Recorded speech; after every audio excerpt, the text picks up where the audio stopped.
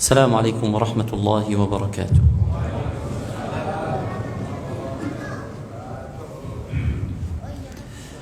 بسم الله الرحمن الرحيم.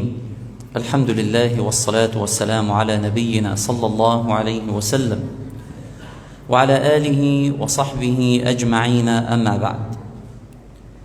أيها الإخوة المؤمنون الكرام، ونحن بين أهلنا وأحبابنا وإخواننا وأهلنا المسلمين في بلاد إندونيسيا، والتي تكون بلادنا الثانية بعد بلادنا الأولى فلسطين.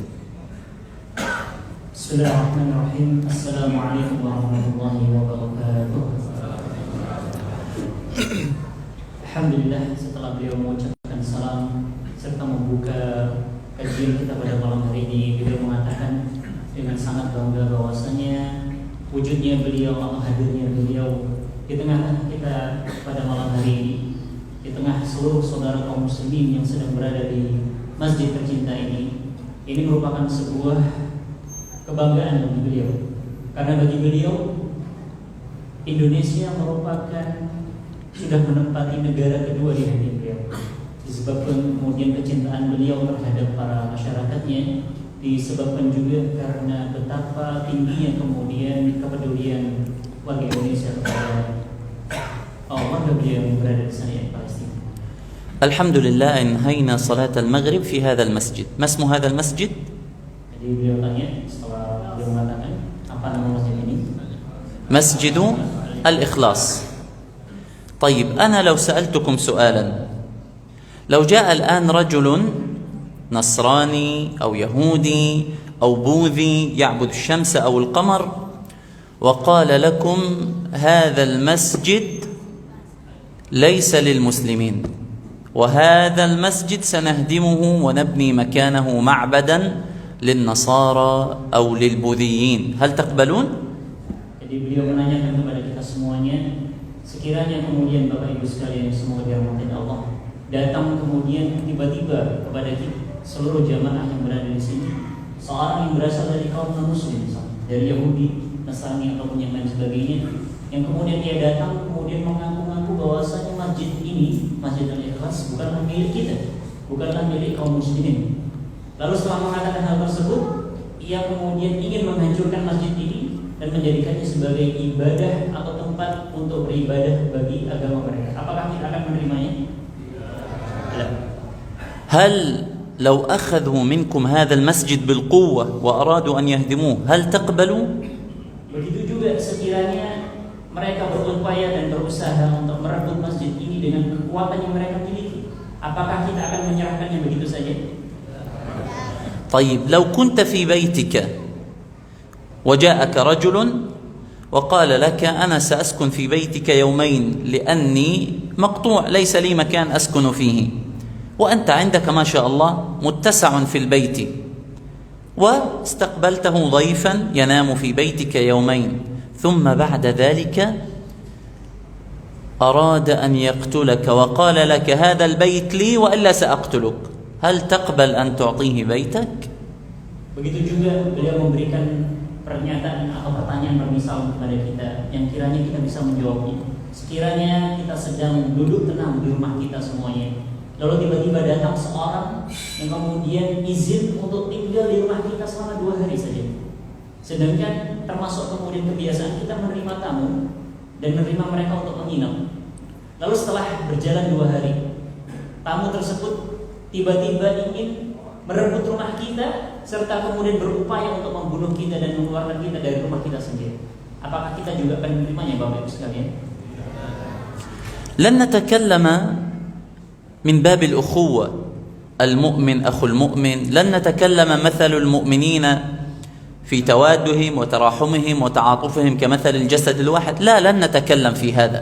لن نتكلم المؤمن للمؤمن كالبنيان يشد بعضه بعضا، لن نتكلم في هذا، بل سنتكلم من باب العقيدة، من جانب الإسلام، عقيدتنا، إسلامنا، ديننا، ماذا يأمرنا. Beliau tidak ingin kemudian membicarakan terlebih dahulu dari sisi persaudaraan. Bagaimana sejatinya seorang muslim itu adalah saudara bagi yang lainnya. atau sebagaimana sabda Rasulullah bahwasanya seorang muslim dengan seorang muslim yang lainnya itu ibarat satu tubuh. Apabila kemudian yang satu sakit, kemudian yang lainnya merasa sakit. Tidak. Beliau tidak ingin membicarakan dari sisi itu terlebih dahulu. Beliau ingin membicarakan dan memulai pembahasan kita pada malam hari ini dari sisi akidah, dari sisi agama. Bagaimana kemudian Allah Ta'ala memerintahkan kepada kita ketika kemudian saudara sesama muslim kita sedang dianiaya.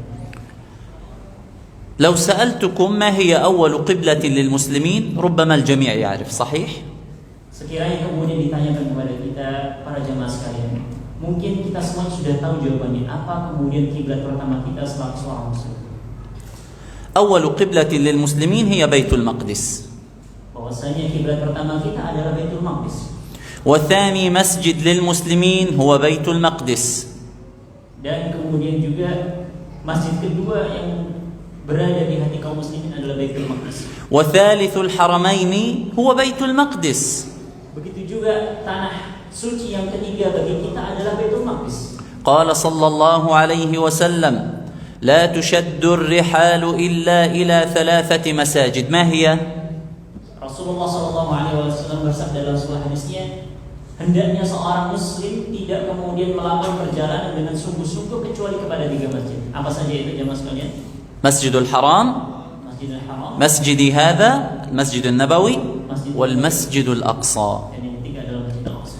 والله عز وجل يقول في القرآن الكريم آية ربما كلنا يحفظها: سبحان الذي أسرى بعبده ليلا من المسجد الحرام إلى المسجد الأقصى الذي باركنا حوله لنريه من آياتنا إنه هو السميع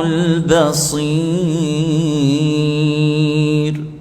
فلو رأينا ربما جميع المسلمين يحفظونها ولكن لا نفهمها فهما صحيحا، فالله عز وجل لم يربط بيت المقدس بالبيت الحرام إلا لقدسيتها، إلا لحرمتها ومكانتها. فالكعبة الشريفة هي عقيدتنا، جزء من عقيدة المسلمين، وكذلك البيت المقدس لا يقل أهمية وقيمة عن البيت الحرام، فكلها واحد ربطها القرآن الكريم. Maka sekiranya kita membicarakan dalil dari sisi Al-Quran, mungkin semuanya dari kita sudah tahu atau bahkan sudah hafal. Ini Allah Ta'ala berfirman dalam surah Al-Isra, Subhanalladzi asra bi'abdihi laylan minal masjidil haram ilal masjidil aqsa alladzi barakna hawlahu. Maha suci Allah yang telah memperjalankan hambanya pada malam hari, yakni Rasulullah SAW, dari Masjidil Haram menuju Masjidil Aqsa, yang mana di sekitar Masjidil Aqsa kami berkahi tanahnya. Maka kata beliau, tidaklah Allah kemudian menghubungkan, tidaklah Allah kemudian menjadikan penyebutan Masjidil Aqsa setelah Masjidil Haram kecuali karena keduanya sama-sama suci di sisi kita sebagai seorang muslim. Dan disebabkan juga karena Masjidil Haram dan Masjidil Aqsa dua-duanya merupakan bagian daripada akidah kita. Kalau kita mengetahui Ka'bah yang dimuliakan oleh Allah itu adalah bagian daripada akidah kita selaku seorang muslim, maka begitu pula halnya Masjidil Aqsa jemaah sekalian. فبيت المقدس هو عقيدة، هو دين، والذي يحدث هناك في فلسطين ليس حرب عادية، بل هي حرب على الإسلام، حرب عقائدية.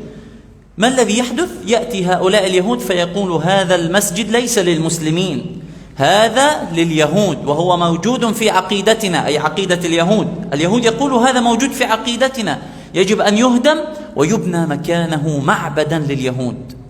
Maka tatkala membicarakan Baitul Maqdis, kita sejatinya bukan hanya membicarakan perkara yang biasa. Kita membicarakan masalah agama, kita membicarakan masalah akidah.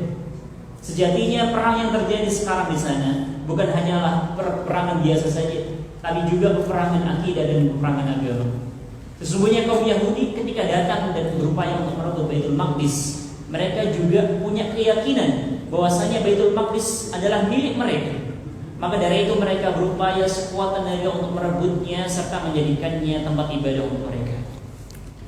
فأنت يجب أن تفهم أن الأقصى وبيت المقدس ليس لأهل فلسطين، صحيح؟ ليس لأهل فلسطين وحدهم، البيت المقدس هو لكل المسلمين، لكل إنسان موحد يشهد أن لا إله إلا الله وأن محمد رسول الله. Maka Baitul Maqdis serta Masjidil Aqsa itu bukanlah hanya milik warga Palestina saja, tapi juga milik kita seluruh kaum muslimin, milik kita bagi kita yang telah berikrar syahadat kepada Allah, tiada Tuhan selain Allah dan Rasulullah adalah hambanya Allah. Ketika kita telah mengikrarkan dua kalimat syahadat tersebut, itu juga kemudian menimbulkan bahwasanya kita memiliki Masjidil Aqsa, bahwasanya kita juga bagian dari Masjidil Aqsa dan Baitul Maqdis. طيب هل يحق لأهل فلسطين أن يتنازلوا عن بيت المقدس؟ Maka ditanyakan kepada kita semuanya, sekiranya kita semuanya mengetahui fakta-fakta yang telah terjadi dan beliau paparkan tadi, apakah kita suka kalau kemudian Baitul Maqdis itu diserahkan begitu saja kepada para penjajah? يعني هل يحق مثلا لأهل مكة أن يتنازلوا عن البيت الحرام والكعبة يتركوها لغير المسلمين أو يبيعوها؟ Apakah pantas kemudian kita mengatakan bahwasanya para penduduk Mekah serta para penduduk Masjidil Haram itu bukanlah hak bagi mereka untuk berada di sana dan bukan hak bagi mereka untuk tinggal di sana? Tentu tidak. وهذا الذي يحدث. اليهود لعنة الله عليهم قالوا لأهل فلسطين نعطيكم ما تشاءوا من الأموال، نعطيكم ما تشاءوا من باسبور أوروبا وفي أمريكا، نعطيكم ما تشاءوا من الذهب من الأموال بشرط واحد، أن تعطونا المسجد الأقصى. Maka itulah yang terjadi sekarang sejatinya di sana, bahwasanya Israel itu kemudian mengatakan kepada para warga Palestina, kita akan memberikan semua yang kalian butuhkan, semua yang kalian mau. Apakah itu kemudian paspor Eropa atau kemudian harta benda dan lain sebagainya, dengan satu syarat, bahwasanya kalian meninggalkan Baitul Maqdis dan ini adalah milik kita, menjadi milik kita yang kaum Yahudi. فهل يقبل المسلمون هناك في فلسطين أن يتنازلوا عن بيت المقدس، أن يتنازلوا عن عقيدتهم ودينهم؟ Maka apakah kita menerima hal ini, wahai Bapak Ibu sekalian? Baitul Maqdis kemudian dilepaskan dan kemudian dicabut kepemilikannya dari kita semuanya, dan bukan menjadi milik kita lagi tapi menjadi milik mereka. لو جاءكم نصراني قال لكم سأعطيكم كل الأموال وأعطوني هذا المسجد سأحوله إلى كنيسة، هل تقبلوا؟ Apakah kita menerima sekiranya ada seorang Nasrani datang ke masjid kita yang berkinta di Masjid Al-Ikhlas? Mereka mengatakan kita akan memberikan kepada kalian semuanya seluruh harta yang kita miliki dengan syarat bahwasanya masjid ini diubah menjadi gereja. Apakah kita akan menerima? فكيف بمسرى نبينا صلى الله عليه وسلم؟ قال المسلمون هناك في بيت المقدس لا نفرط بمسرى نبينا ولا نفرط بعقيدتنا ولا بديننا، فلما قال المسلمون لا هناك قتلوهم بالطائرات بالدبابات بالصواريخ، قصفوا البيوت والناس نائمون فيها، قصفوا المساجد، حتى الكلب والقطط في الشوارع كل شيء قتلوه. Maka dampak dari berjuangnya mereka warga Palestina dengan dampak daripada ketidakmauan mereka untuk kemudian melepaskan Baitul Maqdis serta Masjidil Aqsa secara sukarela, mereka kemudian mengorbankan harta dan jiwa mereka. Mereka kemudian dihancurkan rumahnya, diberikan kemudian bom yang kemudian bertubi-tubi. Bahkan tidak ada tertinggal satu jalan sedikit pun dan sejengkal pun kecuali kemudian didapati kemudian di sana korban jiwa. Bahkan kata beliau, kucing yang berjalan itu menjadi korban daripada kekejaman Israel. في حوالي 6 أيام حوالي 2000 شهيد في غزة فقط لوحدها. ما الذي يجعلهم يقاتلوا ويصبروا ويصمدوا ويثبتوا ولا يفرطوا بمسرى نبيهم عليه الصلاة والسلام؟ إنها العقيدة، إنه الدين. Maka beliau mengabarkan kabar terbaru, belum sampai kemudian 6 hari saja, yakni belum sampai bahkan untuk waktu sepekan, sudah kemudian telah ada kurang lebih 2000 korban jiwa yang berada di Gaza saja. Belum sampai sepekan, hanya 6 hari telah wafat dari kaum muslimin sekitar kurang lebih 2000 korban jiwa. Ini hanya di Gaza saja. Maka kalau ditanyakan kepada kita semuanya, apa yang membuat mereka bertahan? Apa yang membuat mereka bersabar? Apa yang kemudian membuat mereka tetap berada di perjuangan mereka itu? Sesungguhnya jawabannya adalah akidah. Sesungguhnya jawabannya bahwasanya Masjidil Aqsa adalah bagian dari agama mereka. Maka dari itu mereka bertahan dan bersabar.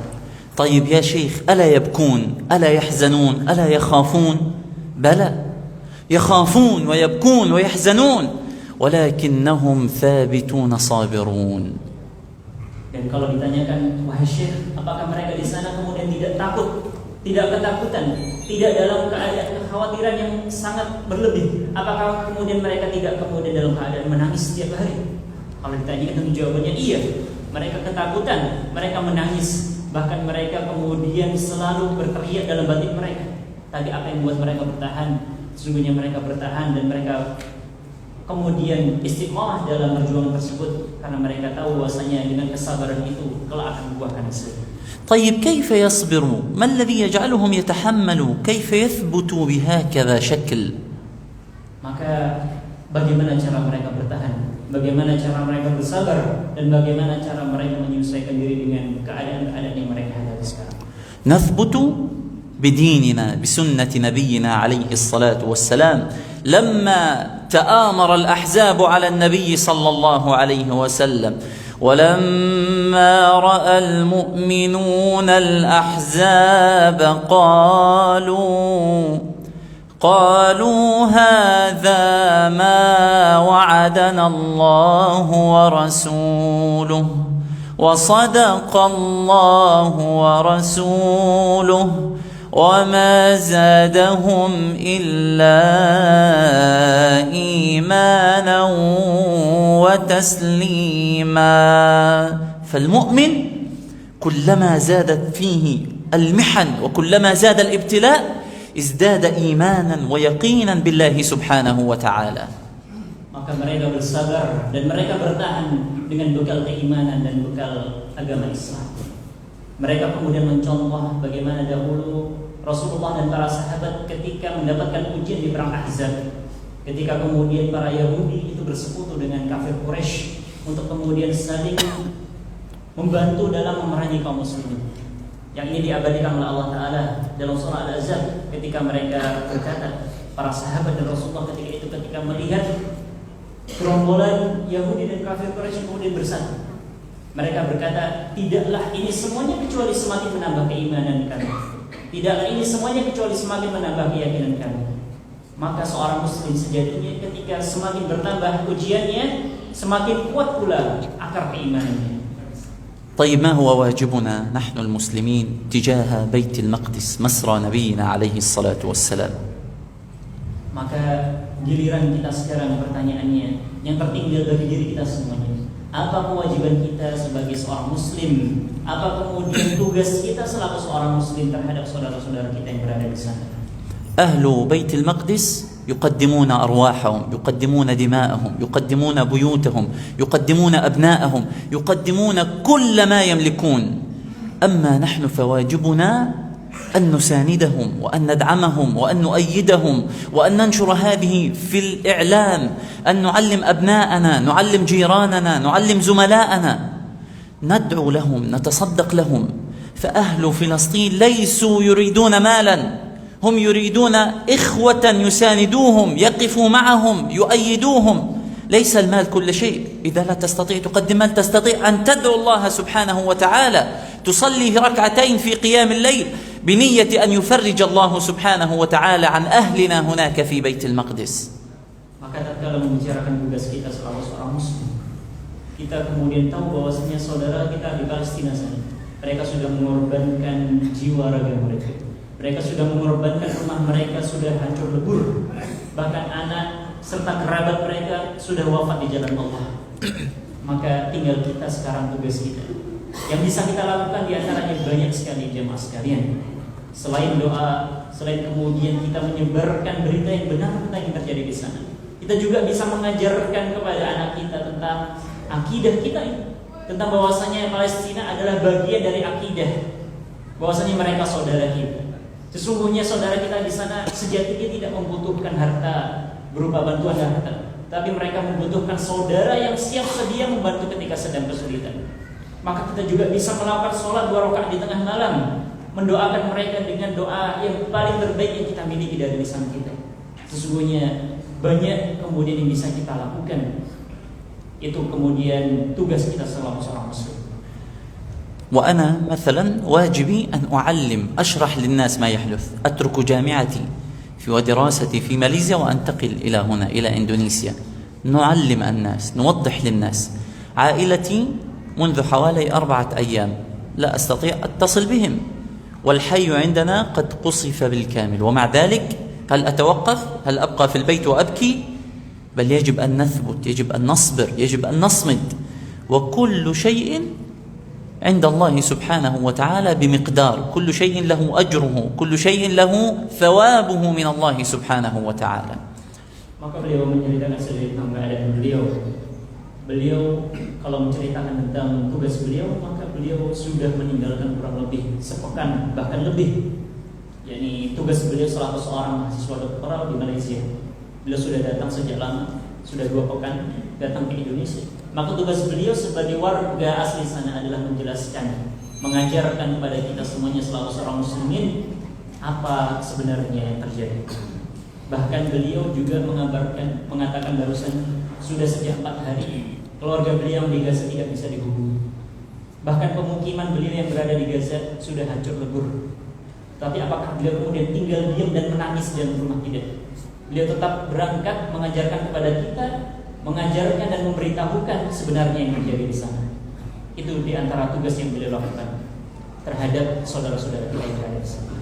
فدافعوا عن دينكم وعن عقيدتكم، دافعوا عن مسرى نبيكم عليه الصلاة والسلام، كونوا سندا وعونا لأهلنا هناك في بيت المقدس حتى يكتب الله سبحانه وتعالى لنا أن نصلي في بيت المقدس ونحن نكبر ونهلل فرحا بتحرير بيت المقدس مسرى نبينا عليه الصلاة والسلام. Maka mari kita sama-sama membela agama kita, Bapak Ibu sekalian. Jangan kemudian diam ketika kemudian bagian dari agama kita kemudian dilecehkan. Kita wajib untuk membelanya sekuat tenaga. Jangan sampai kemudian kita hanya menjadi orang yang menonton dan diam saja dalam perjuangan ini. Jangan sampai kemudian walau doa saja tidak terucap dari diri kita. Maka semoga kita semuanya ditakdirkan oleh Allah menjadi hamba yang telah mendapati dan bisa ditakdirkan untuk sholat di Baitul Maqdis, untuk kemudian bisa menyaksikan ketika peristiwa Baitul Maqdis itu dibebaskan oleh Allah dan dimenangkan oleh Allah Ta'ala. Semoga kita semuanya termasuk di antara hamba yang dapat menyaksikan dan ini harus. وآخر شيء في غزة هناك حوالي 2000 شهيد في 6 أيام، منهم 500 طفل، وغزة الآن بلا كهرباء ولا دواء ولا ماء، حتى ماء الشرب ما في الآن، حصار وإبادة لأهلنا المسلمين هناك في فلسطين في غزة تحديدا، حتى ضوء واحد ما في. والآن هذه الليلة ربما المستشفيات تتوقف عن العمل، يعني لن يستطيعوا أن يعالجوا المصابين، وهناك أكثر من 500,000 بني آدم لا يملكون مكانا للعيش، هدمت بيوتهم. Kabar terbaru dari beliau setelah beliau tadi mengatakan hanya dalam 6 hari saja sudah jatuh kurang lebih 2.000 korban jiwa. Maka beliau menambahkan di antara 2.000 tersebut yang 500-nya adalah anak-anak. 500-nya adalah anak-anak. Bahkan mereka semuanya sekarang dalam keadaan terisolasi. Tidak ada listrik, tidak ada air, tidak ada penerangan, apalagi internet. Kemudian mereka juga harus bersiap-siap malam ini kemudian tidur tanpa ada penerangan dan listrik sama sekali. Bahkan kata beliau yang paling parah, rumah sakit di sana harus bersiap malam ini kemudian tidak bisa mengobati para pasien karena tidak ada fasilitas yang mendukung, karena tidak ada kemudian fasilitas yang bisa menjadikan mereka untuk mengobati para pasien. Dan kurang lebih ada sekitar 500,000 atau 500,000 para penduduk yang tidak bisa tinggal dalam rumah dalam keadaan yang panas. Jadi kurang lebih 500,000 jiwa itu tidak memiliki tempat tinggal sekarang dikarenakan serangan dari Israel. اللهم إن اليهود قد طغوا في البلاد فأكثروا فيها الفساد، فصب عليهم يا ربنا سياط عذاب إنك لبالمرصاد. اللهم آمن روعاتنا واستر عوراتنا وخفف عن أهلنا هناك في بيت المقدس وفي غزة وفي فلسطين. اللهم اكتب لنا النصر والتمكين يا ذا الجلال والإكرام. اللهم مد أهلنا وإخواننا بجندك ومدد من عندك يا ذا الجلال والإكرام. اللهم اشف صدور قوم مؤمنين. اللهم آمين آمين. أقول قولي هذا وأستغفر الله العظيم لي ولكم، وجزاكم الله كل خير. ولا تنسوا إخوانكم من دعائكم ومن صلواتكم ومن صدقاتكم. والسلام عليكم ورحمة الله وبركاته. Demikian dari pemaparan dari beliau, dan beliau menutup kajian kita pada malam hari ini dengan doa yang sangat indah ditujukan kepada saudara-saudara muslim kita di sana. Beliau juga mendoakan kehancuran bagi siapapun yang menzalimi saudara kita yang berada di sana. Semoga doa beliau diijabah oleh Allah dan juga disusul dengan amin dari Bapak Ibu sekalian. Semoga doa ini termasuk di antara doa yang didengar oleh Allah dan menjadi wasilah untuk kemudian terbebasnya saudara-saudara kita di sana dari penjajahan. Semoga kita semuanya dicatat sebagai seorang atau sebagai para pembela-pembela agama Allah. Amin amin ya rabbal alamin. Demikian tadi sedikit dari beliau, walau tidak banyak, tapi semoga bisa membuka mata hati kita semuanya. Semoga bisa kemudian membuka lagi kepedulian kita. Kalau yang sebelumnya masih tertutup, kalau yang sebelumnya masih terbutakan oleh berita-berita yang salah, kalau sebelumnya masih kemudian termakan oleh isu-isu yang tidak benar, maka semoga setelah ini kita bisa lebih peduli lagi kepada saudara-saudara kita di sana, lebih kemudian punya rasa dan empati lagi. Dengan itu kemudian kita bisa sering lebih mendoakan lagi, kita bisa lebih kemudian punya semangat untuk mengajarkan apa yang sebenarnya terjadi di sana. Demikian tadi insyaallah. Mungkin kalau berkenan insyaallah kita akan lanjut pada setelah Isya. Kalaupun nanti ada waktu yang luang untuk kemudian memaparkan sedikit tentang berita-berita terbaru atau yang lainnya, kita lihat nanti kondisinya insyaallah setelah sholat Isya. Aku qouli hada wa astaghfirullah li wa lakum innahu huwal ghafurur rahim. Assalamualaikum warahmatullahi wabarakatuh.